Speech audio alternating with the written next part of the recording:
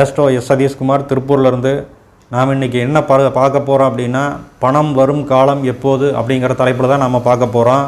அதாவது ஒரு குறிப்பிட்ட காலங்களில் நம்மளுக்கு பணவரவு அப்படிங்கிறது அதிகமாக இருக்கும், அல்லது மற்ற காலங்களில் பணவரவு அப்படிங்கிறது கொஞ்சம் குறைவாக இருக்கக்கூடியதை நம்ம நேரில் பார்க்க முடியும். அப்போ அந்த காலம் நம்மளுக்கு எப்போ நடக்கும், எப்போ அந்த மாதிரி பணவரவு அப்படிங்கிறது நம்மளுக்கு சிறப்பாக இருக்கும் அப்படிங்கிறத பார்க்கலாம். ஒரு ஜனகால ஜாதகத்தில் பார்த்திங்கன்னா குரு அப்படின்னு சொல்லப்படக்கூடிய கிரகம் அதிகப்படியான பணத்தை, சேமிப்பு பணத்தை குறிக்கக்கூடிய கிரகமாக இருக்குது. அதே மாதிரி பார்த்திங்கன்னா சுக்கிரன் அப்படின்னு சொல்லப்படக்கூடிய கிரகம் ரொட்டேஷன் மணியை, அதாவது பணப்புழக்கத்தை குறிக்கக்கூடிய கிரகமாக இருக்குது.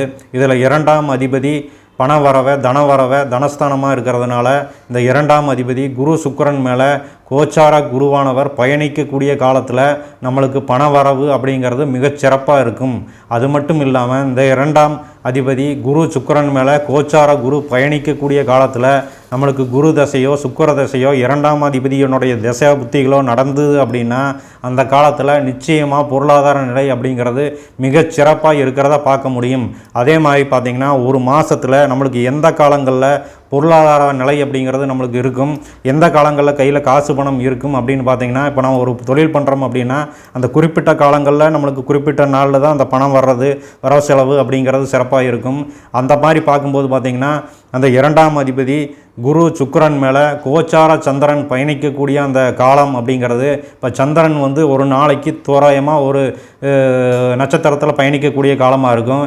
அப்போ அவர் அந்த குரு சுக்கிரன் இரண்டாம் அதிபதி எந்த நட்சத்திரத்தில் இருக்காங்களோ அந்த நட்சத்திரத்தின் மேலே கோச்சார சந்திரன் பயணிக்கக்கூடிய அந்த நாளில் நம்மளுக்கு பொருளாதார நிலை அப்படிங்கிறது, அந்த தன வரவு அப்படிங்கிறது அப்போ தான் இருக்கும்.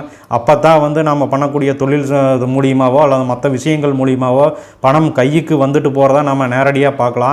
இந்த மாதிரி நம்ம குறிப்பிட்ட காலத்தில் பணம் வர்றது அப்படிங்கிறத நம்ம கண்டிப்பாக கண்டுபிடிக்க முடியும். இது சம்மந்தமான சந்தேகங்கள் இருந்ததுன்னா கண்டிப்பாக கேள்வி கமெண்ட்டில் கேளுங்க, அதுக்கு பதில் சொல்கிறேன். நம்ம சேனல் பிடிச்சிருந்ததுன்னா சப்ஸ்கிரைப் பண்ணுங்கள்.